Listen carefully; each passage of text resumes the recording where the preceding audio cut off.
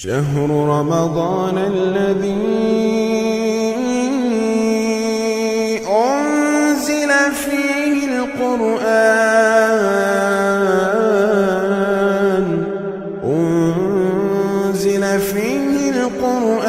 هدى للناس وبينات من الهدى والفرقان. السلام علیکم ورحمۃ اللہ وبرکاتہ. اعوذ باللہ من الشیطان الرجیم. بسم اللہ الرحمن الرحیم. وَإِذَا سَمِعُوا مَا أُنزِلَ إِلَى الرَّسُولِ تَرَى أَعْيُنَهُمْ تَفِيضُ مِنَ الدَّمْعِ مِمَّا عَرَفُوا مِنَ الْحَقِّ يَقُولُونَ رَبَّنَا آمَنَّا فَاكْتُبْنَا مَعَ الشَّاهِدِينَ. 7واں پارہ یہیں سے شروع ہو رہا ہے. یہاں نصارہ کے علماء اور ان کے راہبین کا تذکرہ کیا جا رہا ہے. قسیس کا مطلب ہوتا ہے نصارہ کے علماء اور خطبہ، اور رہبان کا مطلب ہے تو کہ جو تارک الدنیا ہے، خلوت گزین لوگ، اللہ کی عبادت کے لیے یکسو ہو گئے ہیں، ان کو رہبان کہتے ہیں. ان کی ایک صفت بیان کی گئی پہلے، وَأَنَّهُمْ لَا يَسْتَكْبِرُونَ. ان کے اندر استکبار نہیں ہے. ما معنی الاستکبار؟ استکبار کا مطلب ہوتا ہے تکبر. تکبر کسے کہتے ہیں؟ الکبر هو بطر الحق وغمط الناس. تکبر کہتے ہیں حق کو ٹھکرا دینا اور لوگوں کو حقیر سمجھنا. رد الحق وانتقاص الناس. حق کو ٹھکرا دینا، نہیں مانتا میں، اس کو کہتے ہیں تکبر. اور اس کے مفہوم میں یہ بات بھی داخل ہے کہ حق کو ٹھکرا دینے کے ساتھ ساتھ لوگوں کو حقیر سمجھتا ہو. اب یہ دیکھیں، یہ لفظ پہلے پارے میں شیطان کے تعلق سے آیا ہے. کیا؟ اللہ تبارک و تعالی نے فرمایا کہ سجدہ کرو تو سارے فرشتے سجدے میں چلے گئے سوائے ابلیس کے. ابا واستکبر وکان من الکافرین. اس نے انکار کیا اور تکبر کیا. دیکھو تو گویا کہ یہ جو انکار ہے، اللہ کے حکم کا جو انکار ہے، اس کا سبب یہ استکبار ہے. آدمی کبر میں مبتلا ہو جائے تو وہ حق کو چھوڑ دیتا ہے اور لوگوں کو حقیر سمجھتا ہے. یہاں بھی ایسے ہی ہوا. ایک طرف تو اس نے اللہ کے حکم کا انکار کیا. اللہ نے کہا سجدہ کر، اس نے کہا نہیں کرتا، یہ انکار ہے، ابا انکار. اور دوسرے سجدہ کیوں نہیں کیا؟ اس لیے کہ اس نے آدم کو حقیر سمجھا، اپنے سے چھوٹا سمجھا.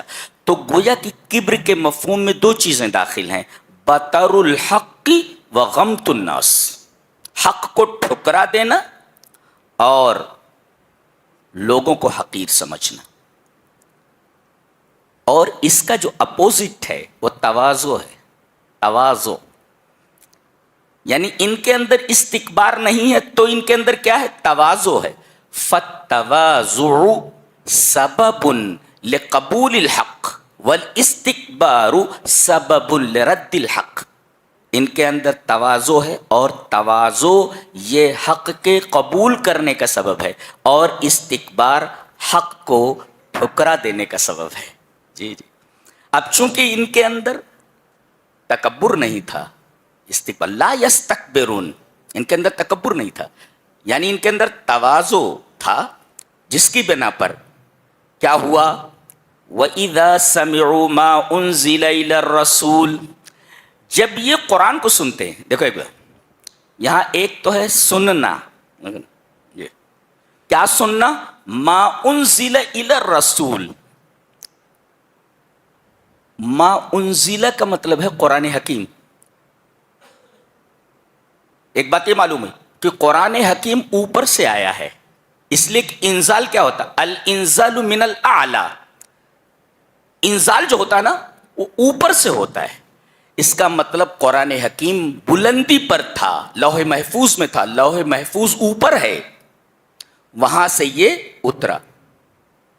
اچھا، اور الرسول، الرسول سے مراد یہ رسول خالی نہیں، الرسول، الرسول سے مراد جناب محمد رسول اللہ صلی اللہ علیہ وسلم۔ تو ایک تو معلوم ہوا کہ قرآن حکیم یہ اترا ہے، اوپر سے آیا ہے، اوپر سے اترا ہے، اور دوسرے محمد صلی اللہ علیہ وسلم پر اترا ہے، تو آپ کی رسالت کا ثبوت ملا کہ آپ رسول برحق ہیں۔ اور یہ بھی معلوم ہوا کہ قرآن حکیم آپ پر نازل ہوا ہے، اور لفظ انزال یہ بتاتا ہے کہ قرآن حکیم اوپر سے آیا ہے۔ اور یہ نقطہ بھی ملا کہ اللہ تبارک و تعالی جہت علو میں ہے، بلندی کی طرف ہے، عرش کے اوپر ہے، اور عرش سب سے زیادہ بلند ہے، اور اللہ فوق العرش ہے، تو اللہ تبارک و تعالی کے جہت علو کا بھی ثبوت ملا۔ اچھا، جب یہ قرآن کو سنتے ہیں کون لوگ؟ یہی علماء نصارہ کے اور رہبان، تو ان کی دو حالتیں بتائی گئی، وصف حالہم و وصف قالہم، ان کے حال اور قال دونوں کو بیان کیا گیا ہے۔ وصف حالہم کا مطلب ترى اعینہم تفیض من الدمع، کہ آپ دیکھیں گے کہ ان کے آنسو آنکھوں سے بہ رہے ہیں۔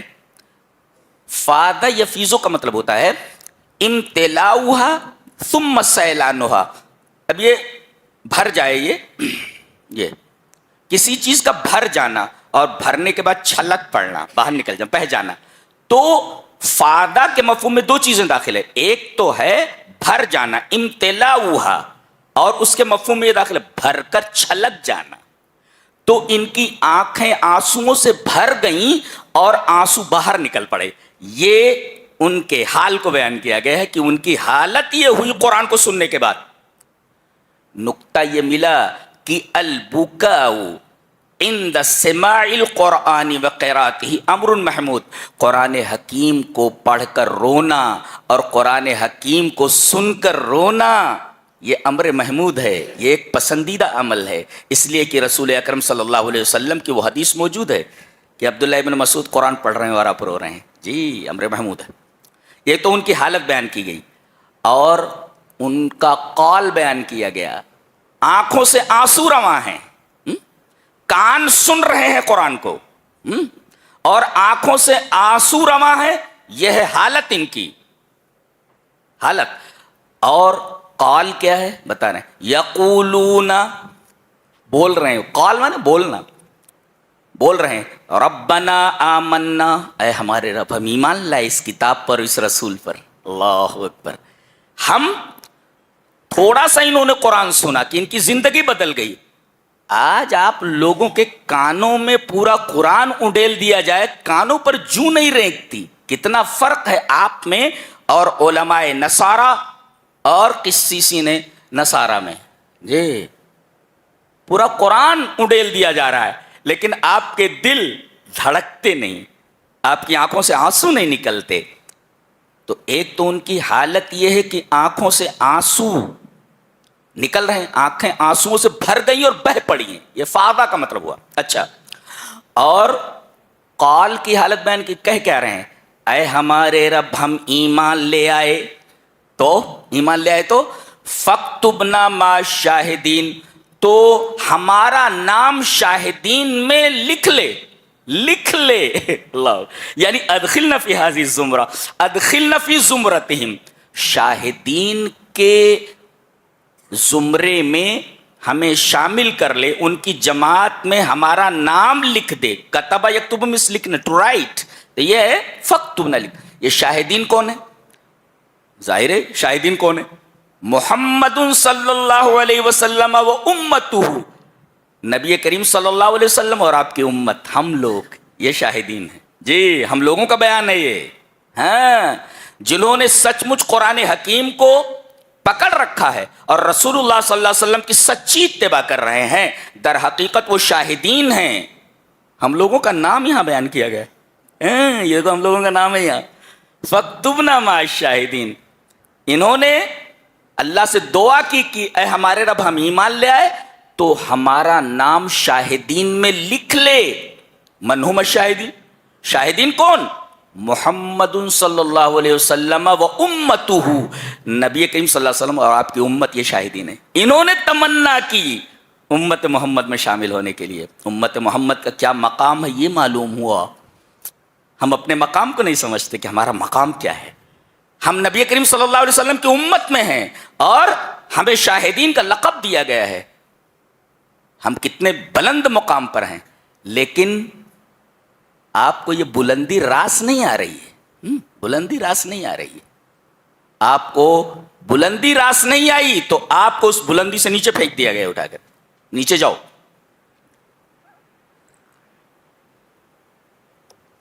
یہ اس آیت کریمہ کا مفہوم ہے. آگے چلتے ہیں. اللہ تعالیٰ نے فرمایا اے ایمان والو، یا ایھا الذین آمنوا لا تحرموا طیبات ما احل اللہ لکم ولا تعتدوا. دو چیزیں ہیں. ایک تو یہ کہ طیبات کو جسے اللہ نے حلال کر دیا ہے اسے حرام مت کرو. ما ہی طیبات؟ طیبات کسے کہتے ہیں؟ طیبات کی تعریف ہے ما لذ وطاب اکلہ مما لا ضرر فیہ علی الجسم والعقل. یہ تعریف ہے اس کی، طیبات کی. ہر وہ لذیذ چیز اور ہر وہ پسندیدہ اور اچھی چیز جسے کھایا جائے. ہر لذیذ چیز، ہر لذیذ کھانا اور ہر پاک کھانا، اچھا کھانا جس سے جسم اور بدن کو تکلیف نہ پہنچے، یہ طیبات ہے. اب اگر سگریٹ سے، اگر ڈاکٹر یہ بولتے ہیں کہ سگریٹ سے جسم کو یا عقل کو تکلیف پہنچتی ہے، طیبات کے دائرے میں نہیں ہے، لہذا حرام ہے. وہ سگریٹ حرام ہے، بیڑی حرام ہے، اس لیے کہ سگریٹ سے جسم کو نقصان ہوتا ہے. بعض کو دیکھا گیا جب پیتے ناک سے دھواں نکالتے، ناک سے دھواں نکال، سنا ہے بعض لوگ کان سے دھواں نکال دیتے. کیا کیسے نکالتے معلوم ہے. بہرحال طیبات میں کیا داخل ہے؟ ما لذ وطاب اکلہ، جس کا کھانا لذت والا ہو اور اچھا ہو کہ اس سے جسم پر اور بدن پر کوئی ضرر نہ آئے. تو ہر وہ کھانا جس سے عقل متاثر ہو یا بدن متاثر ہو، ہر ایسی چیز خبیثات میں داخل ہے، نہ کہ طیبات میں، جو یہ طیبات کا اپوزٹ ہے، خبیثات. اگر ڈاکٹر یہ کہتے ہیں کہ بیڑی اور سجائر، سگریٹ سے عقل یا جسم کو نقصان پہنچتا ہے تو یہ طیبات میں نہیں ہے، خبیثات میں ہے، لہذا رک جانا چاہیے اس سے. اچھا، اللہ تعالیٰ نے جو چیزیں حلال کی ہیں انہیں حرام مت کرو، اس لیے کہ حلت اور حرمت، تحلیل اور تحریم کا حق صرف اللہ تبارک تعالیٰ کا ہے. جی، تو حرام مت کرو، کھاؤ. اور دیکھو ولا تعتدوا، اور تجاوز مت کرو. الاعتداء ہوا مجاوزۃ الحق. اعتداء کسے کہتے؟ To cross the limit, that is called اعتداء. اعتداء مینس مجاوزۃ الحد، کراس دا لمٹ. تو آپ طیبات کھائیں، حرام نہ کریں، اور اعتداء نہ کریں، حد سے تجاوز نہ کریں. جیسے کوئی کہے کہ میں شادی نہیں کروں گا، میں شادی نہیں کرتا، ظاہر ہے کہ یہ ایک حلال چیز ہے اور آدمی اپنے اوپر اس کو حرام کر، هذا لا يجوز. کوئی کہے کہ میں رات بھر نماز پڑھوں گا، سوؤں گا نہیں، اقوم ولا انام، نماز پڑھوں گا سوؤں گا نہیں، هذا لا يجوز. اس لیے کہ ان لجسدک علیک حقا، آپ کے بدن کا بھی آپ کے اوپر حق ہے. ان لزوجک علیک، آپ کی بیوی کا آپ کے اوپر حق جی. اور اللہ نے ارشاد فرمایا کوئی جو لمٹ کو کراس کرتا ہے وہ میرے نزدیک پسندیدہ نہیں ہے. ان اللہ لا یحب المعتدین. معتدین تجاوز کرنے والوں کو، کراس کرنے والے جو حدود کو ہیں ان کو اللہ پسند نہیں کرتا. اس کے بعد شراب اور جوئے کے بارے میں کہا گیا کہ یہ رجس ہے. رجس کا مطلب ہوتا ہے مانوی گندگی، جس سے آدمی کو کراہت ہو، جس کے اندر طریقے کی بدبو ہو. تو رجس جو ہوتا ہے وہ مانوی ہوتا ہے. جیسے شرک یہ رجس ہے، انما المشرکون نجس، نجس. تو اسی طرح رجس ہے، رجس من ناپاک، گندا. المستقذر، المستقذر گندا. کہا گیا کہ شراب اور جوا ایک تو یہ گندی چیز ہے، روحانی طور پر گندی، اور من عمل شیطان، شیطان کا عمل ہے یہ. اچھا، فجتنبو، تو تم اس سے اجتناب کرو. ٹھہرو یہاں پر، توقف ہے نا، تھوڑا رکو یہاں دیکھیں. لعلکم تفلحون یعنی فلاح کو اجتناب پر معلق کیا گیا ہے. علق الفلاح علی الاجتناب. اجتناب کسے کہتے ہیں؟ یہ جنب سے مشتق ہے. جنب جنب نے پہلو، ایک پہلو یہ ہے، ایک پہلو یہ ہے، یعنی ایک پہلو ادھر ہے اور ایک پہلو ادھر ہے. تو ان یکون الشیء فی جانب والشخص فی جانب آخر، یعنی وہ چیز ایک طرف ہو اور آدمی ایک طرف ہو. یعنی شراب اور جوا ندی کے اس کنارے پر ہو تو آدمی ندی کے اس کنارے پر ہو. دیٹ از کالڈ اجتناب. الگ الگ ہونا.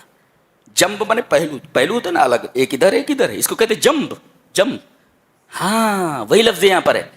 تو اس طرح دور ہو جاؤ جیسے ندی کے دو پارٹ ہیں آپس میں نہیں ملتے، ایسے ہی تم شراب اور جوئے سے دور چلے جاؤ. اللہ، اتنے دور چلے جاؤ کہ ندی کے ایک کنارے پر شراب اور جوا ہو اور ندی کے دوسرے کنارے پر تم ہو. اس کو کہتے ہیں اجتناب. اگر ایسا کرتے ہو تو لعلکم تفلحون، تو لکم الفلاح، تمہارے لیے فلاح ہے. آگے آیت کے اندر جو آئے لیسا علی الذین، عجیب آیت ہے. اس میں تقوی کو 3 بار ذکر کیا گیا ہے. اللہ پڑھ لیتے دیکھو. لیسا علی الذین آمنوا وعملوا الصالحات جناح فیما طعموا اذا متقوا وآمنوا وعملوا الصالحات ثم اتقوا وآمنوا ثم اتقوا واحسنوا. دیکھ رہے ہیں آپ؟ یعنی پہلی مرتبہ آیا متقوا وآمنوا وعملوا الصالحات ثم اتقوا وآمنوا ثم اتقوا واحسنوا. کمال ہے، ایک ہی آیت کے اندر تقوی تقوی تقوی. تقوی اختیار کیا انہوں نے، تقوی اختیار کیا انہوں نے، تقوی اختیار کیا انہوں نے. یہ 3 مرتبہ کیوں آیا؟ غور سے دیکھیں. پہلے تقوی کا مطلب یہ ہے کہ انہوں نے توحید کو قبول کیا اور شرک سے دور ہو گئے.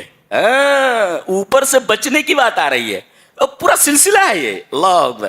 تو ان لوگوں نے توحید کو اختیار کیا اور شرک سے بچے. تقوی مینس بچنا، یہ وقایا سے ہے. تو توحید کو اختیار کیا اور شرک سے بچے، یہ پہلے تقوی کا مطلب ہے. اور پہلے تو یہی ہے نا، آدمی توحید قبول کرے اور شرک سے دور رہے. سب سے بڑا تقوی یہی ہے. کوئی پوچھے کہ تقوی کا اعلیٰ درجہ کیا ہے تو آپ یہی کہیں گے کہ اللہ کی توحید اور عدم شرک، یہ تقوی کا اعلیٰ درجہ ہے. تو پہلے تقوی کا کیا مطلب ہے؟ توحید کو انہوں نے اپنایا اور شرک سے دور ہو گئے، یہ پہلے تقوی کا مطلب. اچھا، دوسرا ثم اتقوا وآمنوا، اور پھر تقوی اختیار کو انہوں نے نہیں مان لائے، بڑے بڑے گناہوں سے بچے اور ایمان اپنا بڑھاتے گئے. اللہ اکبر. یہ دوسرے تقوی کا مطلب ہے. پہلے تقوی کا مطلب کیا؟ کہ توحید کو اپنایا، شرک سے دور ہوئے، ایک، اور دوسرے تقوی کا مطلب اتقوا الکبائر وازدادوا ایمانا، یہ بڑے بڑے گناہوں سے دور ہوئے اور اپنے ایمان کو بڑھاتے رہے۔ اور تیسرے تقوی کا مطلب ثم اتقوا واحسنوا، انہوں نے چھوٹے چھوٹے گناہ بھی چھوڑ دیے ہیں۔ اتقوا الصغائر، اللہ اکبر، ایک ہی آیت کے اندر 3 بار تقوی کا لفظ ہے، حیرت ہے۔ اس آیت کے اوپر ہی اگر ایک مقرر، ایک خطیب جمعہ کا خطبہ دینا چاہے تو یہ آیت کافی ہے تقوی کے بیان کے لیے۔ 3 مرتبہ آیت ہے، چھوٹی سی آیت ہے، 3 بار تقوی کا مفہوم، تقوی کا ذکر ہے۔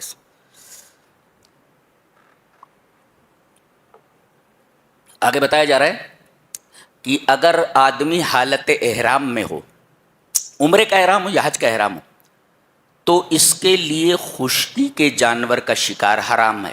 جی، ہرن جا رہی ہے، پکڑ لیا، کوئی اور جانور جا رہا ہے، پکڑ لیا، تو خشکی کا جانور آپ نہیں پکڑ سکتے، خشکی کے جانور کا شکار نہیں کر سکتے۔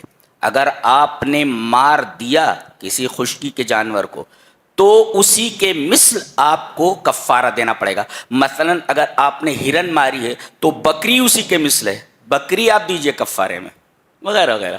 نیل گائے آپ نے ماری ہے تو گائے آپ دیجئے کفارے میں، اونٹ دیجئے آپ، جی یہ۔ ہاں، صید البحر آپ کے لیے جائز ہے، محرم کے لیے جو حالت احرام میں خشکی کا شکار تو ناجائز ہے، لیکن پانی کا شکار جائز ہے، جیسے مچھلی پکڑ سکتے ہیں، جی، تو مچھلی کا شکار جائز ہے، وہی بتایا گیا۔ یا ایھا الذین آمنوا لا تقتلوا الصید وانتم حرم، شکار کو قتل نہ کرو اس حال میں کہ تم حالت احرام میں ہو۔ ومن قتلہ منکم متعمدا فجزاء مثل ما قتل من النعم، جی جی ویسے ہی دینا پڑے گا آپ کو۔ اللہ، اچھا، احل لکم صید البحر، دریا کا شکار تمہارے لیے حلال کیا گیا محرم کے لیے، یہ بتایا گیا۔ اللہ، اس کے بعد بڑی پیاری بات کہی جا رہی، یوم یجمع اللہ الرسل، جتنے بھی رسول آئے ہیں دنیا میں، تمام انبیاء و رسول کو اللہ اپنے سامنے کھڑا کرے گا، جمع کرے گا سب کو، کھڑے ہو جاؤ یہاں، کانپ رہے ہیں سب۔ اللہ، اللہ نے فرمایا فَلَنَسْأَلَنَّ الَّذِينَ أُرْسِلَ إِلَيْهِمْ وَلَنَسْأَلَنَّ الْمُرْسَلِينَ، دونوں سے پوچھا جائے گا، سوال ہوگا نبیوں سے بھی، سوال ہوگا امت سے بھی، جی۔ فَلَنَسْأَلَنَّ الَّذِينَ أُرْسِلَ إِلَيْهِمْ، جن کی طرف بھیجے گئے ہیں یہ امت، ان سے سوال کیا جائے، وَلَنَسْأَلَنَّ الْمُرْسَلِينَ، اور ہم رسولوں سے بھی سوال کریں گے۔ رسولوں سے سوال کیا ہوگا؟ امت سے، انہوں نے تمہارے پاس میرا پیغام پہنچا دیا تھا، اب امت جواب دے گی پہنچایا کہ نہیں پہنچایا۔ نبیوں سے پوچھا جائے گا تم نے پیغام پہنچایا تو ماذا اجیبتم، تمہیں امت کی طرف سے جواب کیا ملا؟ اللہ اکبر، کیسی کتاب ہے، دل دھڑکنے لگتا، اللہ، ایسا لگتا ہے جیسے تمام رسول میدان حشر میں کھڑے ہوئے ہوں اور رب تعالیٰ ان سے پوچھ رہا ہو، یہ تمہاری امت ہے، امت سے پوچھا جائے گا پیغام پہنچایا انہوں نے کہ نہیں، امت کو جواب دینا ہے۔ اور اب رسولوں سے سوال کیا جا رہا ہے، یوم یجمع اللہ الرسل فیقول ماذا اجبتم، جب اللہ رسولوں کو جمع کرے گا پوچھے گا ماذا اجبتم، تمہیں جواب کیا دیا گیا، وہ بولو، امت نے جواب کیا دیا۔ امت سے پوچھا جائے گا انہوں نے پیغام پہنچایا کہ نہیں، پھر رسولوں سے پوچھا جائے گا ماذا اجبتم، تمہیں جواب کیا ملا، امت نے جواب کیا دیا۔ ہم لوگ بھی مسئول ہیں اور رسول بھی مسئول ہیں۔ اس کے بعد حضرت عیسیٰ علیہ السلام ان کے حواریین کا تذکرہ ہے، بہت بھوکے ہوئے بیچارے، کون بھوکے تھے کئی دنوں کے حواریین، کہنے لگے اذ قال الحواریون یا عیسی ابن مریم هل يستطيع ربك ان ينزل علينا مائدة من السماء، 3 چیزیں دیکھو غور سے، کیا تمہارا رب طاقت رکھتا ہے، اسلوب صحیح نہیں ہے حواریین کا، بولنے کا انداز صحیح نہیں، اللہ تبارک تعالیٰ نے ان کے اس انداز کو ذکر کیا ہے، یہ پسندیدہ انداز نہیں ہے، کیوں نہیں، اللہ کے پاس استطاعت کیوں نہیں ہے، اللہ کے پاس قدرت کیوں نہیں ہے؟ وہ کہہ رہے ہیں حل یستطیع، کہ اللہ کے پاس استطاعت ہے؟ پہلا اسلوب یہ صحیح نہیں ہے حوارین کے بولنے کا. اور ربو کا یہ بولنا چاہیے تھا ہمارا رب. نبی سے کہہ رہے تمہارا رب، کیوں؟ تمہارا رب نہیں ہے وہ، نبی سے کہہ رہے تمہارا رب، یہ اسلوب بھی صحیح نہیں ہے. اور یہ پوچھ رہے ہیں ان ینزل علینا مائدۃ من السماء، آسمان سے دسترخوان اتار سکتا ہے؟ بھوکے ہیں ہم. یہ بھی اسلوب صحیح نہیں ہے. ہاں یہ بھی اسلوب صحیح نہیں ہے ان کے بولنے کا انداز. کوئی ملک کے بادشاہ کے پاس بیٹھ جائے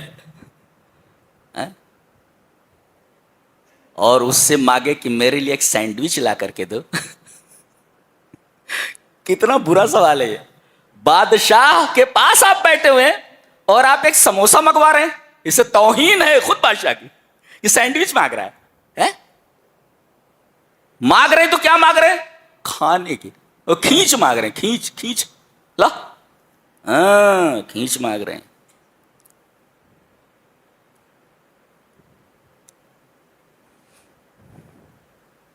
حضرت عیسیٰ علیہ السلام نے دعا کی میرے رب بھوکے ہیں کھانا چاہیے ان کا. اللہ نے فرمایا اتار دوں گا میں.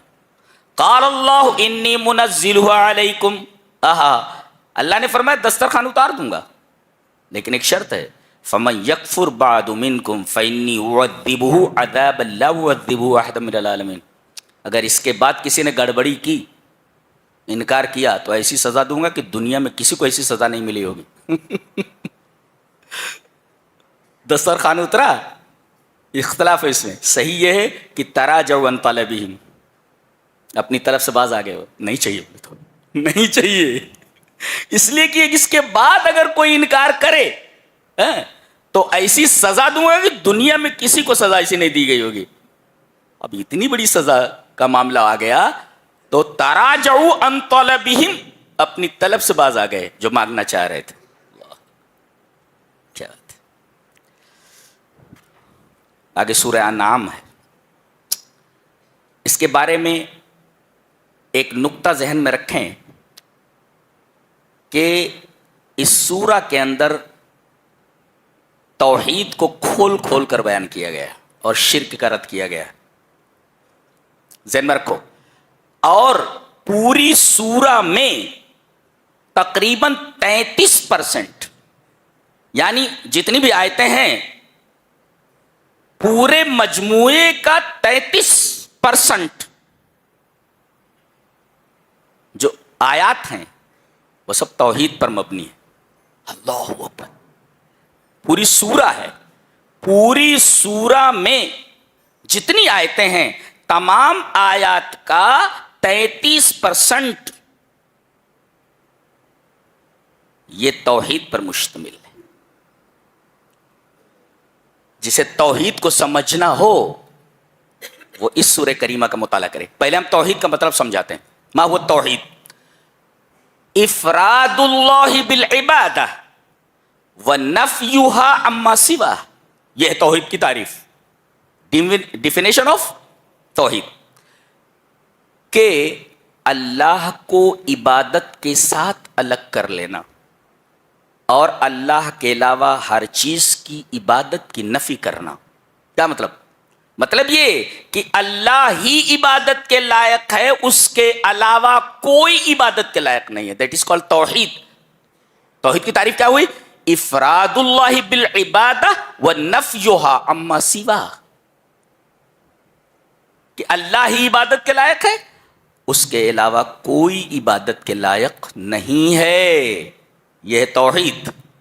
اچھا، اب لا الہ الا اللہ کا مطلب وہی ہے، اللہ کے علاوہ کوئی معبود نہیں، اللہ ہی معبود ہے. نفی اور اثبات دونوں اس میں. لا الہ الا اللہ کا مطلب کچھ لوگوں نے لیا لا الہ الا اللہ اے لا موجود الا اللہ، اللہ کے علاوہ کوئی موجود نہیں ہے. یہ گمراہ صوفیہ ہیں کہ کائنات کی ساری چیز اللہ ہے.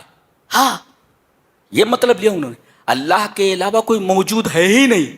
جب اللہ کے علاوہ کوئی موجود ہے ہی نہیں تو ساری چیزیں اللہ ہوئی. یہ گمراہ صوفیہ نے لا الہ الا اللہ کا مطلب لیا ہے.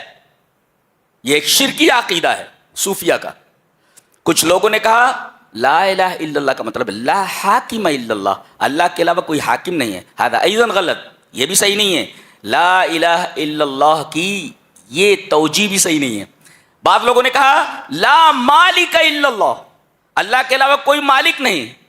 جیسے کہ وہ ایک بابا کہتے تھے کیا، سب کا مالک ایک، ابھی سب کا مالک لا مالک الا اللہ، سب کا مالک ایک. یہ بھی توحید نہیں ہے جی. توحید کیا ہے؟ لا معبود بحق الا اللہ، حقیقی معبود اللہ کے سوا کوئی نہیں. اور جن جن چیزوں کو انہوں نے معبود بنا رکھے ہیں وہ سارے کے سارے معبود غیر حقیقی ہیں. حقیقی معبود صرف ایک ہے. اللہ نے ارشاد فرمایا ذالک بان اللہ هو الحق. اسی سے لیا گیا ہے کہ لا الہ الا اللہ کا مطلب ہے لا معبود بحق الا اللہ. حقیقت میں اگر کوئی عبادت کے لائق ہے تو صرف اللہ ہے. اللہ اکبر. ورنہ کفار اور مشرکین بھی اللہ کو مانتے. تو ایک ہے اللہ کو ماننا، کہتے ہیں ہم اللہ کو مانتے ہیں، یہ توحید نہیں ہے. ذہن میں رکھو، اللہ کو ماننا یہ توحید نہیں ہے. جو لا موجود الا اللہ بولتے وہ بھی اللہ کو مانتے ہیں. لا حاکم الا اللہ جو کلمے کا مطلب بتاتے ہیں وہ بھی اللہ کو مانتے ہیں. لا مالک الا اللہ وہ بھی اللہ کو مانتے ہیں. مشرکین بھی اللہ کو مانتے تھے، کفار مکہ بھی. قرآن حکیم میں پورا بیان ہے. ان سے پوچھئے کہ ان کو پیدا کس نے کیا، بتائیں گے کہ اللہ. ساتوں آسمانوں اور زمینوں کا مالک رب کون ہے؟ بولے اللہ. روزی کون دیتا ہے؟ بولے اللہ. کائنات میں تصرف اور تدبیر کون کرتا؟ بولے اللہ. ارے یہ سارے عقیدے جو ان کے ہیں وہ تو ہمارے ہیں. پھر ان کو کافر و مشرک کیوں کہا گیا؟ اس لیے کہ اللہ کی عبادت میں دوسروں کو شریک کرتے تھے. اس شریک کرنے کی وجہ سے انہیں کافر اور مشرک کہا گیا. تو گویا اللہ کو ماننا توحید نہیں ہے، بلکہ اللہ ہی کی عبادت کرنا جو ایاک نعبد سے ظاہر ہے، دیٹ از کالڈ توحید. اس کو توحید کہتے ہیں. اچھی طرح ذہن نشین کیا جائے، یہ ہے توحید کا مطلب. اس کے لیے تو صحابہ کرام نے اپنی جانیں قربان کر دی. اتنی پیاری چیز ہے. اور یہ نشہ جس کو چڑھ گیا وہ موت سے کہاں ڈرتا ہے. توحید ایک ایسا نشہ ہے کہ دنیا کی کوئی ترشی اس نشے کو اتار نہیں سکتی. یہ اللہ تبارک و تعالیٰ نے اسی توحید کو کھول کھول کر کے بیان کیا. اور کتنی آیتوں میں؟ 49 ورسز. یہ جتنی بڑی سورہ ہے، اس سورہ کی 49 آیتیں ایسی ہیں جو توحید پر دلالت کرتی ہیں. ذہن میں رکھو، سورہ انعام میں کتنی آیتیں ہیں جو توحید پر دلالت کرتی ہیں؟ 49 آیتیں. 49 ورسز. یہ ذہن میں آ گیا؟ اب شروع کر رہا اللہ تبارک تعالیٰ. الحمدللہ الذی خلق السماوات والارض وجعل الظلمات والنور ثم الذین کفروا بربہم یعدلون. ایک مثال میں نے پڑھا کہ کچھ لوگ پلین سے جا رہے تھے، پلین کریش ہو گیا، سارے لوگ مر گئے، ایک آدمی بچ گیا. ایک آدمی بچ گیا. وہ بھوکا ہے، چاروں طرف گھوم رہا ہے. اچانک وہ دیکھتا ہے کہ ایک خیمہ لگا ہوا ہے اور باہر ایک دیگ کے اندر کھانا بن رہا ہے، لیکن آدمی دکھائی نہیں دے رہا ہے. آدمی دکھائی نہیں دے رہا ہے. کہتا او ہو.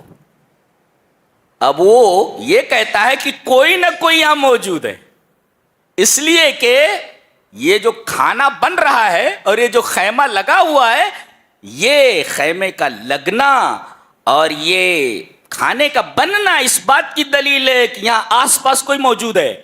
اللہ تبارک و تعالیٰ نے اسی تخلیق سے اپنی الوہیت پر استدلال فرمایا ہے. اس لیے کہ جو خالق ہوتا ہے وہی عبادت کے لائق ہوتا ہے، جو پیدا نہ کر سکے وہ عبادت کے لائق نہیں ہوتا. جی الحمدللہ الذی خلق السماوات والارض.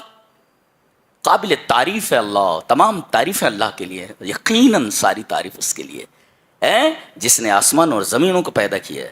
جی وجعل الظلمات والنور، اور تاریکیوں کو اور روشنی کو پیدا کیا. اللہ.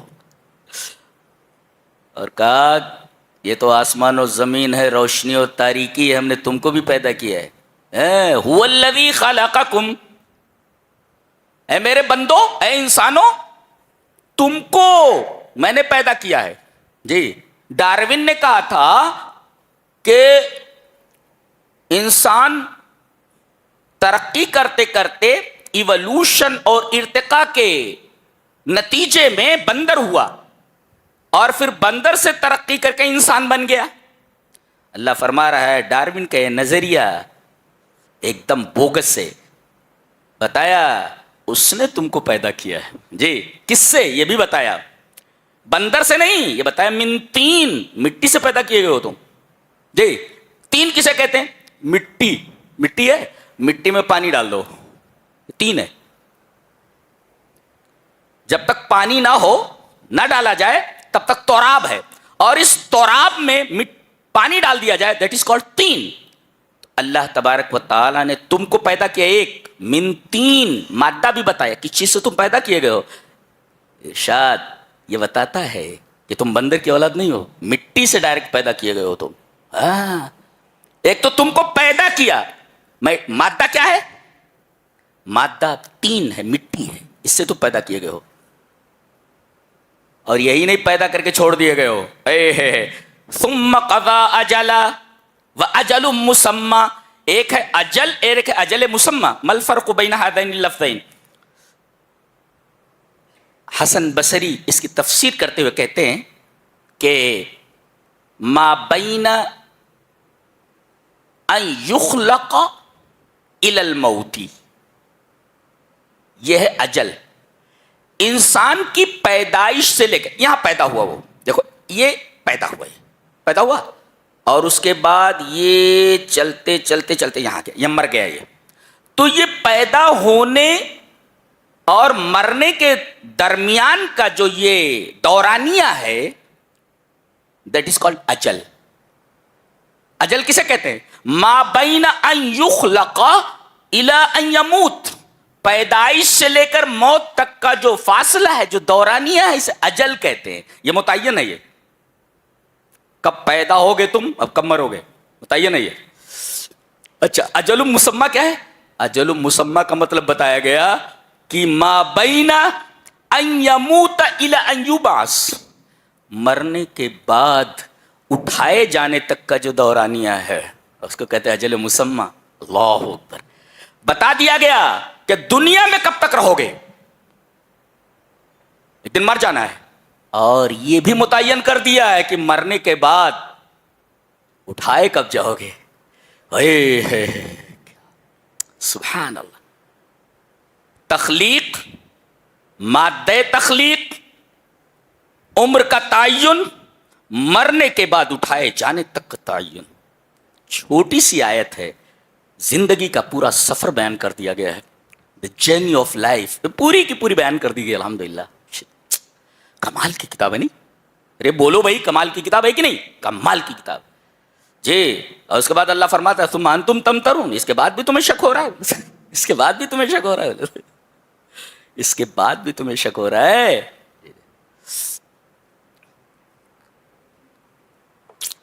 ایک ہوتا شک, ایک ہوتا امترا. ما الفرق بین الشک والامتراء؟ ایک مثال میں نے پڑھی کہ یہ گلاس پانی سے بھرا ہوا ہے, وہ دیکھ رہا ہے وہ کہ گلاس پانی سے بھرا ہوا ہے, پھر بھی وہ شک کر رہا ہے کہ گلاس خالی ہے. اس کو کہتے ہیں امتراء. یعنی دیکھنے کے بعد کہ کوئی چیز بھری ہوئی ہے اس کو خالی سمجھ رہا ہے, دیٹ از کالڈ امتراء. بہرحال, اللہ اکبر. توحید سمجھ میں آ رہی ہے؟ یہ توحید ہے. ایک سوال کا جواب دیا جا رہا ہے, ارے یہ تو انسان ہے, یہ نبی کیسے ہو سکتا ہے؟ ہماری رہبری کے لیے ایک انسان کو کیسے بھیجا جا سکتا ہے؟ اللہ نے فرمایا ٹھیک ہے, کس کو بھیجنا چاہیے, کس کو بھیجا جائے؟ بھائی یہ انسان ہے تمہاری طرح. جی, تمہیں اعتراض ہے کہ ہماری طرح ایک انسان کو کیوں بھیجا گیا؟ چلو بولو کس کو بھیجا جائے, فرشتے کو دیکھ لو کہ دم نکل جائے گا فرشتے کو دیکھ لو کہ دم نکل جائے گا اپنی اصلی حالت میں. اور فرشتے کو اگر انسان بنا کر کے بھیجا جائے تو پھر وہی سوال پیدا ہوگا, یہ تو انسان ہے. اگر اصلی شکل میں آئے تو پینٹ گیلی ہونا تو چھوڑو, ہاں دل کی دھڑکنیں بند ہو جائیں گی. فرشتہ ایسا ہوتا ہے, اللہ اکبر.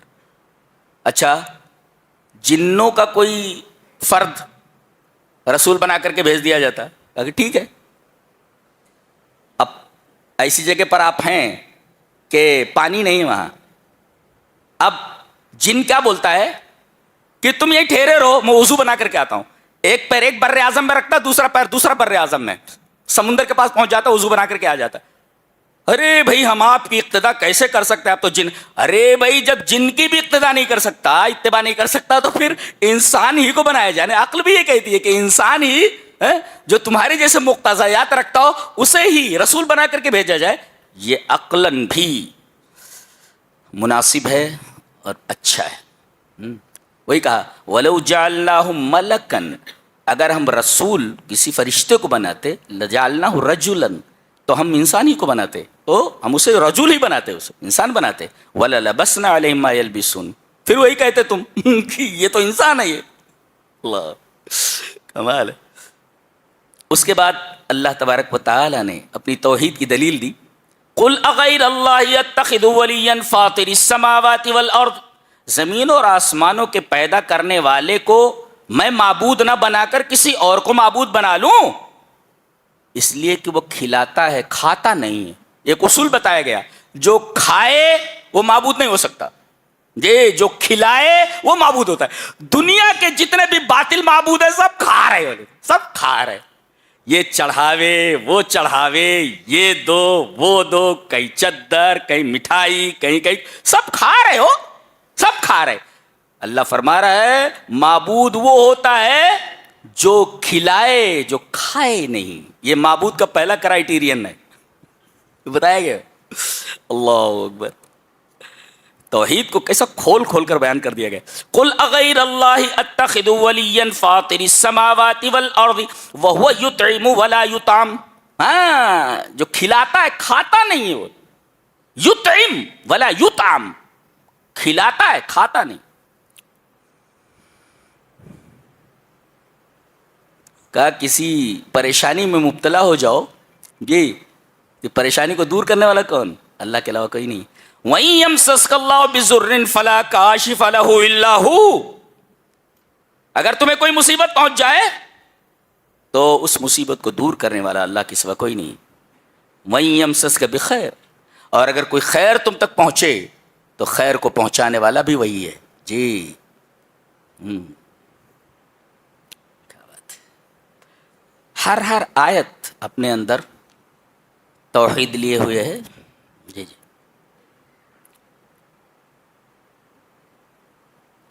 کبھی کبھی ایسا ہوتا ہے کہ آدمی کو پیغام پر یقین ہوتا ہے, جی پیغام پر یقین ہوتا ہے, آدمی سے چڑ نہیں ہوتی, اس کے پیغام سے چڑ ہوتی. جب تک آپ نے نبوت کا دعویٰ نہیں کیا تھا سب آپ کو چاہتے تھے, صادق اور امین بولتے تھے, اور جب آپ نے کہا میں اللہ کا نبی ہوں سارے دشمن ہو گئے آپ کے.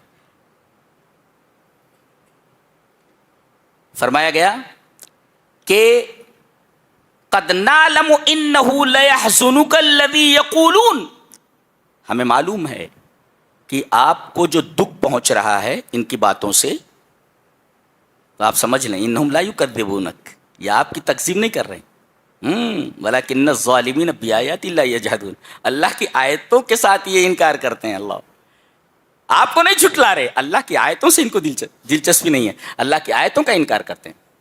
آپ کو نہیں جھٹلا رہے, اللہ کی آیتوں کو جھٹلا رہے. یہ مطلب ان کو آپ سے چڑ نہیں, آپ کے پیغام سے چڑ ہے.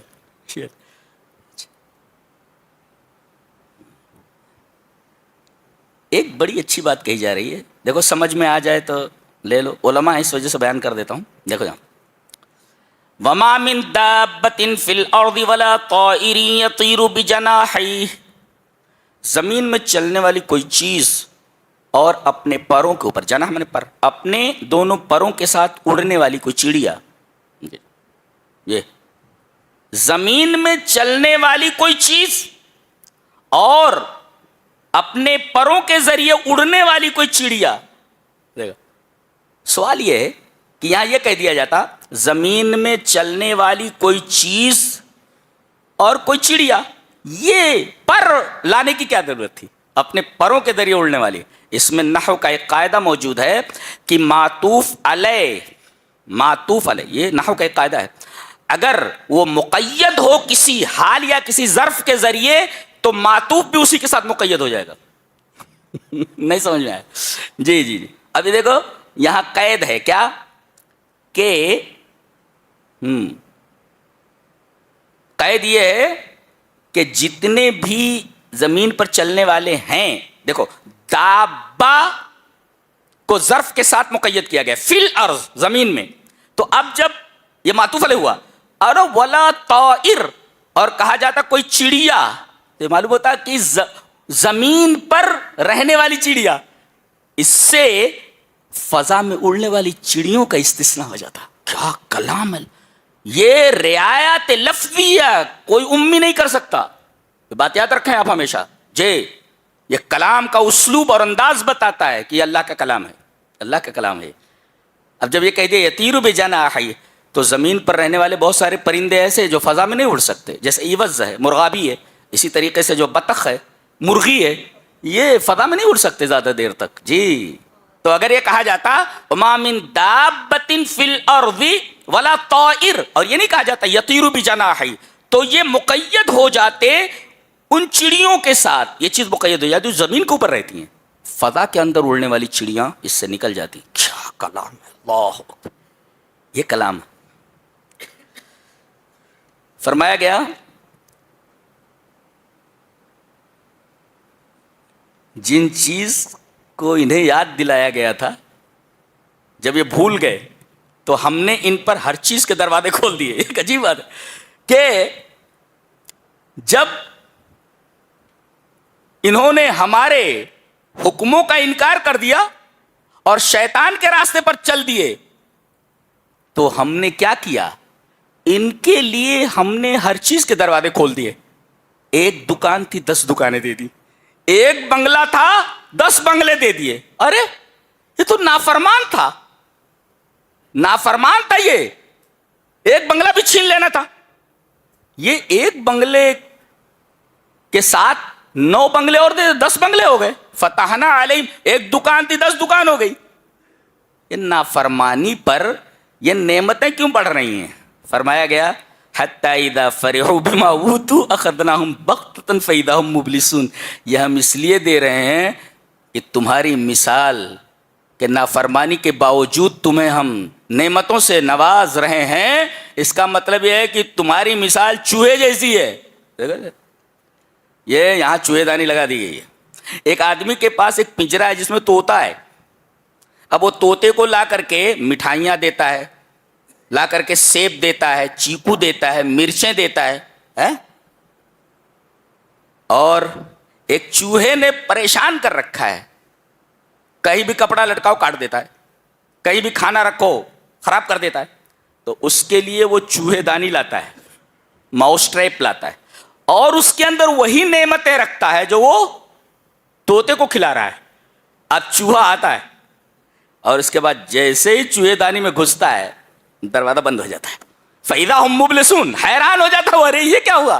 اللہ فرما رہا ہے ایسے ہی یہ نعمتیں تمہیں دی جا رہی ہیں نا، اس چوہے کی طرح ہے، اس کو پکڑنے کے لیے ہے یہ. اور جب ہم پکڑتے ہیں تو حالت خراب کر دیتے ہیں، پھر بچے اٹھا کر لے جاتے ہیں، ایسا مارتے ہیں اس کو، چوہے کو، پوری چوہے دانی اٹھا لے جاتے ہیں میدان میں، دم مارتے اس کو، مار کر کے اسے ختم کر دیتے چوہے کو. تو جو نعمتیں طوطے کو دی جا رہی تھیں وہ پیار سے دی جا رہی تھیں، اور جو نعمتیں چوہے کے لیے رکھی گئی تھیں وہ غصے کی وجہ سے رکھی گئی تھیں. لے بیٹا آ، ہاں وہی ہے. فلما نسوا ما ذکروا به فتحنا علیہم ابواب کل شیء. جب ہماری نافرمانی کرنے لگے تو ہم نے ان کے اوپر تمام دروازے کھول دیے، نعمتوں پر نعمتیں عطا کی.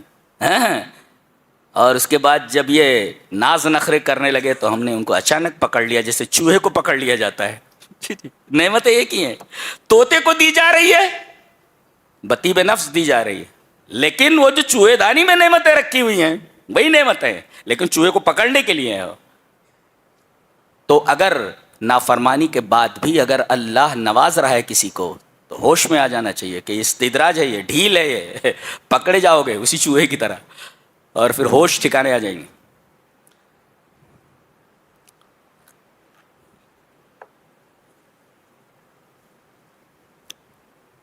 اللہ، ایک آیت کے اوپر ہم رکیں گے، تفصیل کریں گے اس کی ہم. کیا آیت؟ توحید کھل کر سامنے آ گئی ہے. اللہ نے فرمایا، میں اس کی تفصیل کرنے جا رہا ہوں، اور پوری سورہ کریمہ میں یہ چھوٹی سی آیت کریمہ توحید کے تمام پہلوؤں کے تمام ایسپیکٹس کو لیے ہوئے. جی پہلے آیت پڑھتے ہیں، آپ لوگ متوجہ ہو جاؤ میری طرف. وَعِندَهُ مَفَاتِحُ الْغَيْبِ لَا يَعْلَمُهَا إِلَّا هُوَ وَيَعْلَمُ مَا فِي الْبَرِّ وَالْبَحْرِ وَمَا تَسْقُطُ مِنْ وَرَقَةٍ إِلَّا يَعْلَمُهَا وَلَا حَبَّةٍ فِي ظُلُمَاتِ الْأَرْضِ وَلَا رَطْبٍ وَلَا يَابِسٍ إِلَّا فِي كِتَابٍ مُبِينٍ. اسٹائل دیکھ رہے ہیں بولنے کی؟ اللہ، اسلوب دیکھ رہے ہیں کتنا حسین ہے بات کرنے کا انداز. اللہ جی چاہتا ہے ایک بار پھر سے پڑھو. وَعِندَهُ مَفَاتِحُ الْغَيْبِ لَا يَعْلَمُهَا إِلَّا هُوَ وَيَعْلَمُ مَا فِي الْبَرِّ وَالْبَحْرِ وَمَا تَسْقُطُ مِنْ وَرَقَةٍ إِلَّا يَعْلَمُهَا وَلَا حَبَّةٍ فِي ظُلُمَاتِ الْأَرْضِ وَلَا رَطْبٍ وَلَا يَابِسٍ إِلَّا فِي كِتَابٍ مُبِينٍ.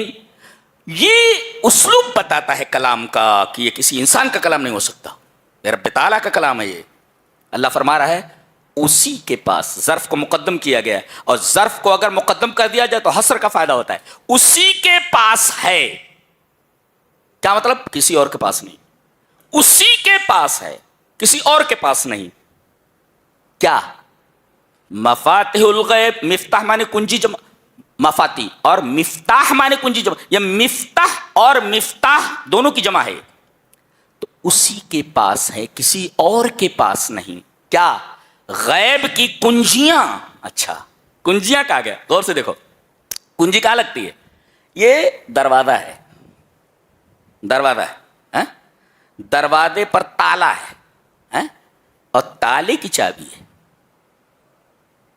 دیکھا ذرا، یہاں دروازہ اور روزہ نہیں کہا گیا ہے، دروازہ اور روزہ نہیں کہا گیا.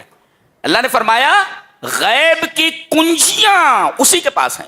کنجیاں بولے تو چابی، کیز. اب یہ دروازہ ہے، دروازے کے پیچھے خزائن غیب ہے، خزانے ہیں سب. غیب کے خزانے دروازے کے پیچھے ہیں، اور دروازے پر تالے پڑے ہوئے ہیں، اور تمام. اچھا، دروازہ ایک نہیں ہے، اس لیے کہ چابیاں کئی ہیں تو دروازے بھی کئی ہیں اور تالے بھی کئی ہیں. اتنے دروازے ہیں اللہ کے علاوہ کسی کو معلوم نہیں، اتنے تالے ہیں کہ اللہ کے علاوہ کسی کو معلوم نہیں، اتنی چابیاں ہیں کہ اللہ کے علاوہ کسی کو معلوم نہیں. اللہ اکبر. یہ مطلب ہوا وَعِندَهُ مَفَاتِحُ الْغَيْبِ، دروازہ ہے، دروازے پر تالا ہے، ایک دروازہ نہیں بہت سارے دروازے ہیں، تالے ہیں، تالے کی چابیاں صرف اسی کے پاس. اچھا، یہ دروازہ ہے کدھر؟ کسی کو معلوم نہیں. اب دروازہ معلوم نہیں ہے تو دروازے کے پیچھے جو خزائن ہیں غیب کے کیسے معلوم ہو سکتے؟ اللہ کے علاوہ کسی کو معلوم ہو دروازہ کدھر ہے؟ اللہ کے علاوہ کسی کو معلوم نہیں تالے کہاں ہیں، اللہ کے سوا کسی کو معلوم نہیں چابیاں کدھر ہیں. اللہ، رونگٹے کھڑے ہو جاتے اللہ. اسے کہ توحید کہتے ہیں. وَعِندَهُ مَفَاتِحُ الْغَيْبِ لَا يَعْلَمُهَا إِلَّا هُوَ، اللہ کے علاوہ کسی کو معلوم نہیں. نہ کسی بابا کے پاس ہے، نہ کسی پیر کے پاس، نہ کسی فقیر کے پاس، نہ کسی نبی کے پاس، نہ کسی ولی کے پاس. اسی کے پاس ہے. عندہ، اس کے علاوہ کسی کے پاس نہیں. اچھا، یہ تو ہوا چابیوں کی بات، دروازوں کی بات، تالوں کی بات. تفصیل کر لیں آپ.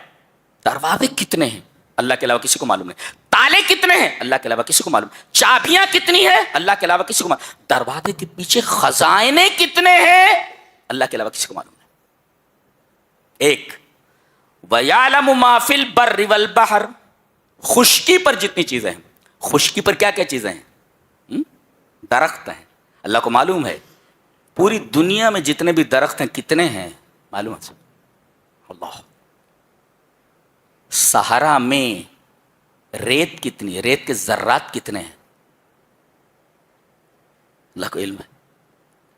اللہ صحرا میں تا حد نگاہ جو ریت پھیلی ہوئی اس کے ایک ایک ذرے کا اسے علم ہے. وہ جانتا ہے کہ کتنے ذرات. درخت کتنے ہیں اسے معلوم ہے، درختوں میں ڈالیاں کتنی ہیں سب سے معلوم ہے، پھل کتنے لگے ہوئے ہیں سب سے.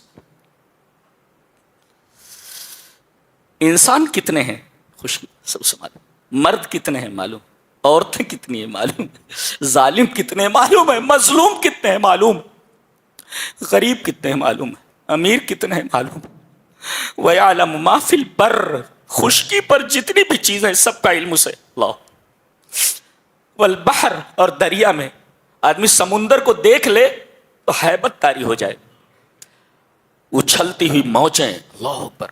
آدمی اگر ان کی لپیٹ میں آ جائے تو ایک دفعہ گیا اوپر نہیں آتا. سمندروں کو دیکھے اللہ، اللہ فرماتا ہے دریا کے اندر کیا ہے معلوم، اس کی گہرائی کتنی ہے معلوم ہے، مچھلیاں کتنی ہیں معلوم ہے، چھوٹی مچھلیاں کتنی ہیں معلوم ہے، بڑی مچھلیاں کتنی ہیں معلوم ہے، اس کی تہوں میں کیا کیا چیز ہے.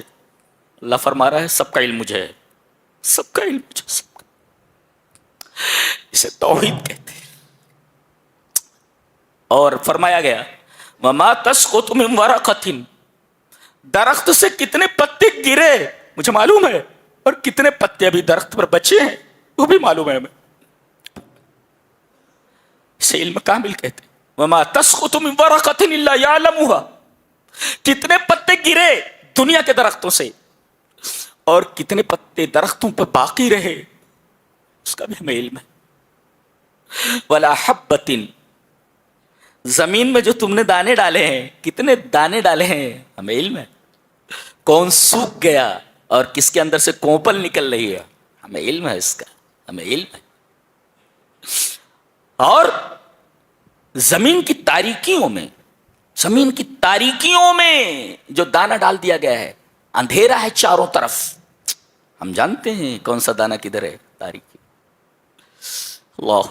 ولا رطبن، کون سی چیز ہری ہے اور کون سی چیز سوکھی ہے سب کا علم ہمیں ہے. لفی کتاب مبین.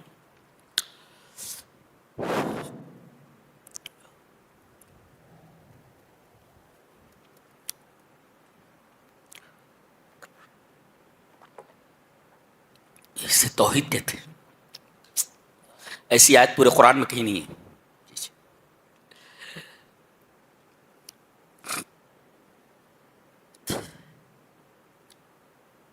آگے ایک اور آیت کی تفصیل کرنا چاہیں گے. اللہ نے فرمایا قُلْ أَنَدْعُو مِن دُونِ اللَّهِ مَا لَا يَنْفَعُنَا وَلَا يَضُرُّنَا وَنُرَدُّ عَلَىٰ آقَابِنَا بَعْدَ إِذْ هَدَانَا اللَّهُ كَالَّذِي اسْتَهْوَتْهُ الشَّيَاطِينُ فِي الْأَرْضِ حَيْرَانٌ لَهُ أَصْحَابٌ يَدْعُونَهُ إِلَى الْهُدَى ائْتِنَا قُلْ إِنَّ هُدَى اللَّهِ هُوَ الْهُدَى وَأُمِرْنَا لِلْمُسْلِمِ رَبِّ الْعَالَمِينَ وَأُمِرْنَا لِنُسْلِمَ لِرَبِّ الْعَالَمِينَ. کیا مثال ہے توحید کی. اللہ اے میرے حبیب آپ بولیے کہیے کیا ہم اللہ کے علاوہ ایسی چیزوں کو پکاریں، دعائے مسئلہ دعائے عبادت، ہم ایسی چیزوں سے مانگیں یا ایسی چیزوں کی عبادت کریں جو نہ نفع دے سکے نہ نقصان پہنچا سکے. نقطہ یہ ملا کہ ما عبد من دون اللہ فلا یضر ولا ینفع، اللہ کے علاوہ دنیا میں جن جن چیزوں کی عبادت کی جا رہی ہے وہ نہ نفع پہنچا سکتے ہیں نہ نقصان پہنچا سکتے ہیں. لکھ لو، نوٹ اٹ ڈاؤن جی. اللہ کے علاوہ جن جن چیزوں کی پوجا ہو رہی ہے دنیا میں، کل ما عبد من دون اللہ لا یضر ولا ینفع، وہ نہ کسی کو نقصان پہنچا سکتے نہ نفع دے سکتے. یہ بات یاد رکھو. باطل معبودوں کا حال یہی ہے. پہلا ٹکڑا. اچھا چاہتے ہو کہ وَنُرَدُّ عَلَىٰ عَقَابِنَا بَعْدَ إِذْ هَدَانَا اللَّهُ، اللہ نے ہمیں ہدایت دی ہے, ہدایت کے بعد چاہے تو کہ ہم ایڑیوں کے بل پھر جائیں, ایڑیوں کے بل ایسے پھر جائیں, ایسے پھر جانا, پیر ادھر ہے تو ایڑیاں ادھر ہو جائیں, ایڑیوں کے بل پھر جائیں ہم, یہ ادھر ہدایت کا راستہ ہے, ہم یوں پھر جائیں ایڑیوں کے بل ضلالت کی طرف. کیا تعبیر دیکھو, تعبیر دیکھو.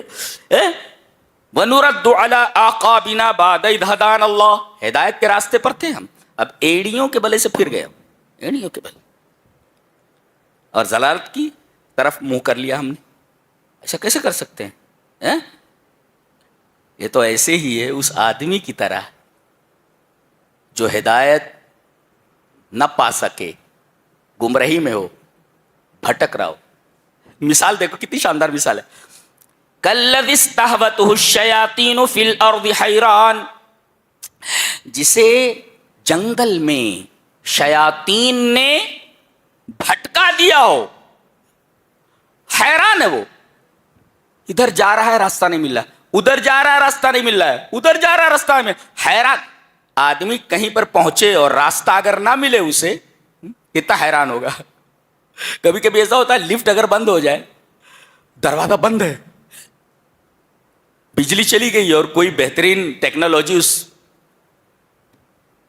لفٹ میں نہیں ہے, آدمی کی کیا حالت ہوگی اندازہ لگائیے آپ, بھاگ نہیں سکتا ادھر ادھر. یہ دیکھو کَالَّذِی اسْتَهْوَتْهُ الشَّیَاطِینُ فِی الْأَرْضِ حَیْرَانٍ, تو اب یہ آدمی شیاطین نے اس کو پھٹکا دیا ہے, اب یہ حیران ہے, حیران یکون حائرن, حیران ہو جا رہا. اب دو ہیں, ایک طرف تو اس کے ساتھی ہیں, اس آدمی کے, یہ ساتھیوں سے الگ ہو گیا ہے, جیسے کوئی بکری ریوڑ سے الگ ہو جائے. اچھا, لہو اصحاب, اس کے ساتھی ہیں, یدعونہ الی الہدی ائتنا, یہ ہدایت کی طرف بلا رہے ہیں, ایتنا, ہمارے پاس آؤ, کم ٹو اس, ہمارے پاس آ جاؤ, کدھر ہو تم؟ اچھا, قل ان ھدی اللہ ھو الھدی, اللہ کی ہدایت ہی حقیقی ہدایت ہے. اب دیکھو, تو ایک طرف تو شیطان پکار رہا ہے, اے ادھر آؤ, اور ایک طرف اس کے ساتھی پکار رہے ہیں, اس کے ساتھی پکار رہے ہیں, ادھر آؤ. اب وہ حیران ہے, آوازیں اگر مختلف سمتوں سے آنے لگے تو جاننا کدھر. کسی شاعر نے بہت اچھا کہا ہے کہ, بہت خوبصورت شعر ہے کہ میں کدھر جاؤں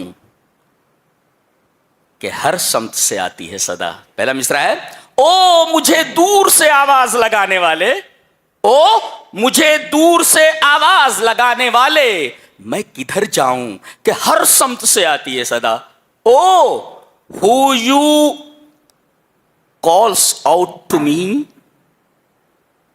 from afar, where should I go, for from every direction the same voice calls out. اللہ اکبر.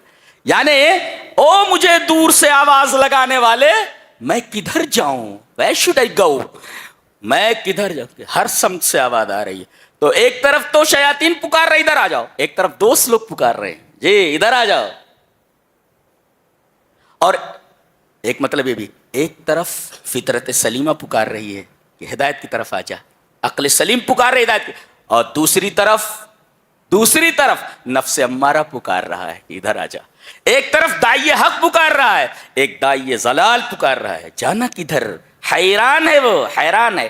اب اللہ فیصلہ کر رہا ہے کہ ہدایت اللہ کی ہدایت ہے, لہذا یہ اللہ کی ہدایت کی طرف اس کو پلٹنا چاہیے. جی کیا بات ہے, کیا بات ہے. Who you call out to me from afar, where should I go, for from every direction the same voice called me. آگے فرمایا گیا کہ 18 پیغمبر ہیں. اس سے پہلے ایک بات کہی گئی کہ دنیا میں آج ہر شخص کس کی تلاش میں ہے, چاہے وہ معاشرہ ہو, شہر ہو, ملک ہو, کس چیز کی تلاش میں ہے؟ امن کی تلاش میں, شانتی کی تلاش میں. دنیا کا ہر گھر, دنیا کا ہر شہر، دنیا کا ہر ملک ایک چیز کی تلاش میں ہے، شانتی کی تلاش میں، امن کی تلاش میں ہے۔ اللہ تبارک تعالیٰ نے بتایا امن کدھر ہے جی، الذین آمنوا ولم یلبسوا ایمانہم بظلم اولئک لہم الامن وہم مہتدون، جن لوگوں نے توحید اختیار کی اور اس میں شرک کو نہیں ملایا، ملاوٹ نہیں چلتی اللہ کے یہاں، ہر چیز خالص چلتی ہے، وہاں ملاوٹ نہیں چلتی۔ تو جن لوگوں نے توحید اختیار کیا اور اس میں ملاوٹ نہیں کی، اولئک لہم الامن، تو شانتی انہی کے لیے۔ شانتی، دوا کدھر ہے؟ بیماری کدھر ہے؟ بیماری یہی ہے نا، اشانتی پھیلی ہوئی ہے، شانتی چاہیے، بدامنی پھیلی ہوئی، امن چاہیے۔ اللہ فرما رہا ہے کہ امن اور شانتی کدھر ملنے والی ہے؟ توحید میں ہے۔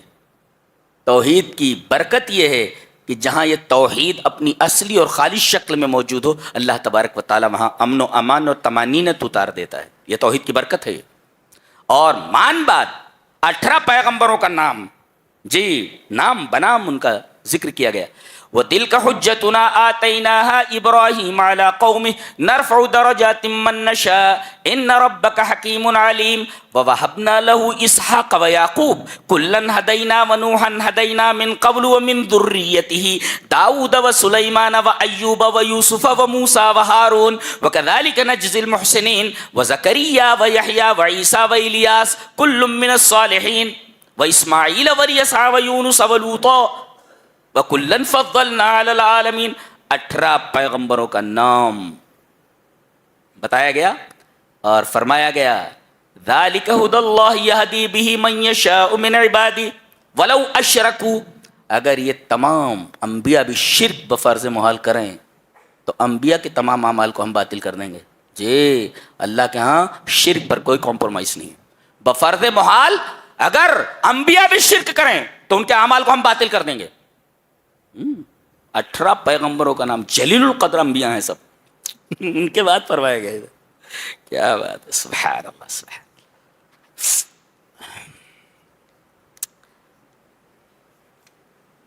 اس کے بعد فرمایا گیا، ذالکم اللہ ربکم لا الہ الا ہو، اللہ کے علاوہ کوئی عبادت نہیں۔ کیوں؟ اللہ کے علاوہ کسی کی عبادت کیوں؟ خالق کل شیء، اس لیے کہ ہر چیز کا پیدا کرنے والا وہی ہے، تو جس کی کھاؤ اسی کی کھاؤ، یہی ہے نا بھائی، اس کے علاوہ کوئی معبود نہیں۔ کیوں؟ اس لیے کہ وہ ہر چیز کا پیدا کرنے والا ہے۔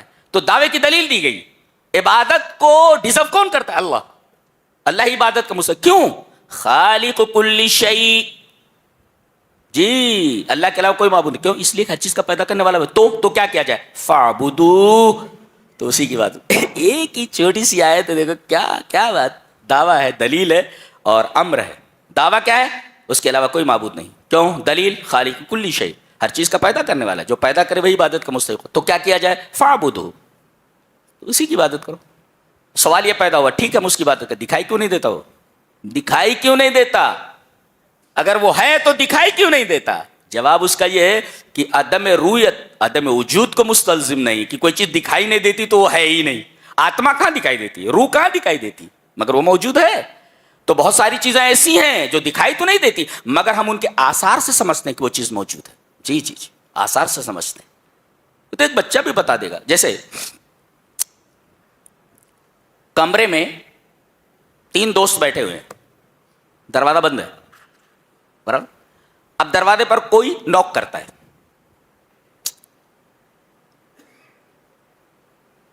یہ تینوں دوست باتوں میں مشغول تھے، دروازے پر جب نوک ہوتی ہے تو تینوں اس طرف مڑ جاتے ہیں۔ یہ تینوں جانتے ہیں کہ دروازے پر کوئی موجود ہے۔ دروازے کا کھٹکھٹانا اس بات کی دلیل ہے، اس کا کھٹکھٹایا جانا اس بات کی دلیل ہے کہ دروازے پر کوئی ہے۔ اب ایک بولتا ہے زید ہوگا، ایک بولتا نہیں وہ ڈاکیا ہوگا، خط لے کر کے آئے۔ ارے وہ بولے وہ آرڈر دیا تھا میں نے پیزا کا، وہ لے کر کے آیا ہوگا، پیزا بوائے ہے وہ جو کھٹکھٹا رہا ہے۔ ایک کہتے نہیں بکری سینگ مار رہی ہے۔ دیکھو اختلاف کس میں نہیں ہے؟ اختلاف کس میں نہیں ہے؟ تعقل میں اختلاف نہیں ہے۔ سبھی لوگ کہہ رہے ہیں دروازے پر کوئی ہے، تصور میں اختلاف ہے۔ جی ہے کون؟ وہ ہے کون؟ کوئی نہ کوئی تو ہے، دروازے پر ہے، کون ہے یہ تصور ہے۔ صورت گری میں اختلاف، تعقل میں کسی کا اختلاف نہیں، تصور میں اختلاف ہے۔ تو کیسے انکار کر سکتے کہ کوئی نہیں ہے؟ دکھائی نہیں دیتا لیکن دکھائی نہ دینے کے باوجود اثر موجود ہے, کھٹکھٹاہٹ موجود ہے, جو دلیل ہے اس بات کی دروازے کے اوپر کوئی ہے, اگرچہ وہ دکھائی نہیں دے رہا ہے. بھائی دروازے پر کھٹکھٹاہٹ ہے نا, لیکن وہ دکھائی نہیں دے رہا ہے, تو آپ کیا انکار کر سکتے ہیں کہ دروازے پر کوئی نہیں ہے؟ جی دروازے پر ہے موجود وہ. تو کسی چیز کا دکھائی نہ دینا اس کے عدم وجود کو مستلزم تھوڑی کہ وہ ہے ہی نہیں.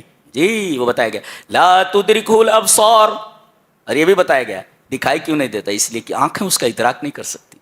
دنیا میں آنکھوں کو وہ قوت ہی نہیں دی گئی ہے کہ اللہ تبارک و تعالیٰ کی تجلی اور اس کے دیدار کا تحمل کر سکے. لا لا لا.